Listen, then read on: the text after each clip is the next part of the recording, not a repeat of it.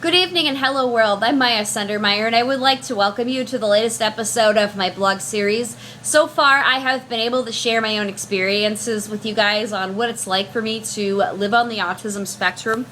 Other times I like to give my 2 cents on what's going on with autism in the media. A third area entails giving tips and advice to anyone who's on the autism spectrum and anyone who's inside the autism community, such as peers and mentors and job coaches and the like. And finally, even things that I'm passionate about that are not autism related.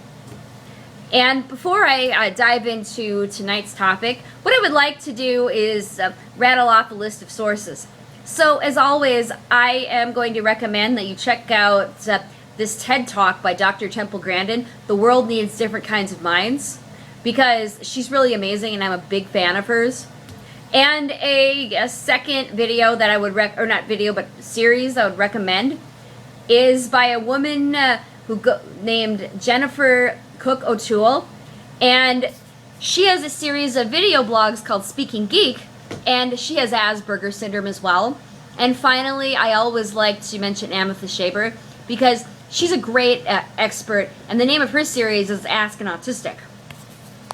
But tonight, what I would like to do is give tips and advice to individuals on the spectrum and to the neurotypical community as well. Now, a neurotypical is somebody that has a very unique, very common way of thinking, but someone like myself has neurological wiring that's not typical. And what I would like to do is talk about autism and discouragement.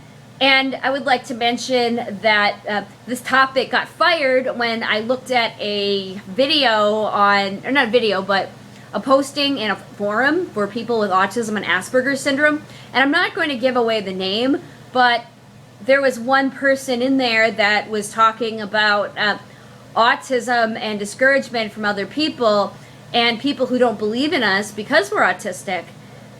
And I wanted to mention that I have had that happen to me so many times, it's not even funny. I've had people in my family drop little hints here and there. They didn't say things like, well, you can't do this or you can't do that. They've said things to me like, Maya, I don't want you setting yourself up for failure, or I don't want you to be disappointed if you fail. Or they'd say things like, yeah, well, you need to have this skill, or you need to do that right, you need to pay attention. And they would do it every time I would talk about wanting, some people in my family would do that. It was hurtful. It was like, good grief, no matter what I do, they're just going to continue to criticize me because they think I'm a stupid person. And I've also had a job coach.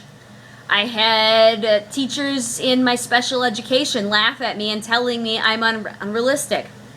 I had a series of coworkers at that warehouse where I used to work years ago tell me that my goals were lofty, or they said things like I was unrealistic, and other people went behind my back and said that I was not all there, and it goes on and on and on. I mean, it could go on all day and talk about all of the negative things people said to me and about me, and it would just eat me up. So basically, what I decided to start doing when people like my job coach, who discouraged me from looking for another job when I was fed up with the warehouse life and when I was stuck doing redundant tasks due to a silly doctor's report, is I just started to believe in myself. And I started to look around and ask around through a series of connections because I knew in my heart that there had to be something better out there for me. I knew that had to be people out there who cared. I knew that somebody was going to believe in me, and same thing with school. I knew that I could go to college. I knew that my IQ would grow. I knew that I was not as broken as my special education teachers thought. So for those of you who are feeling depressed because you've been told time after time after time, you can't do that, you have a disability, or I'm afraid you'll be disappointed if you try to go to college, there won't be anything there, or college is too hard for you, or you can't drive a car, we're worried that if you did that, you would be too impulsive and you'd kill somebody on the road. No, no, no. Just because somebody is telling you that your autism is a problem, again, it doesn't define who you are as a person.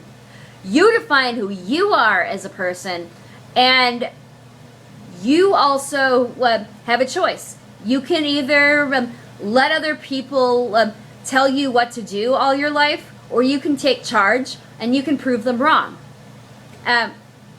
You can learn how to take classes online and learn on your own, or you can learn how to advocate for yourself. And for you adults out there who are making those kind of comments, 2 words to you: stop it. First of all, you are only looking at the tip of the iceberg.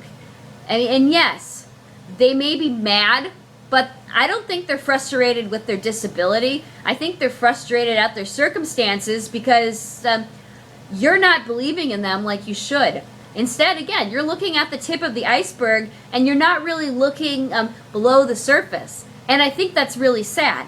And there are a lot of stereotypes out there about autism and Asperger syndrome, that just because somebody has a disability means that you absolutely can't do anything, or you're stupid, or you're brain dead, or you're clueless, or you're helpless. And again, I mean, there's so many people out there with all kinds of disabilities that are doing things all the time. Like, hello, we have Stephen Hawking. He can't move. He can't talk. But he has a special device in his cheek that talks for him. And you should see the amazing theories that he has come up with. So, before you go and jump to conclusions about your child with autism not being able to do this or that, my advice to you would be to look below the surface. Now, if you have any questions or comments, I would absolutely love to hear from you.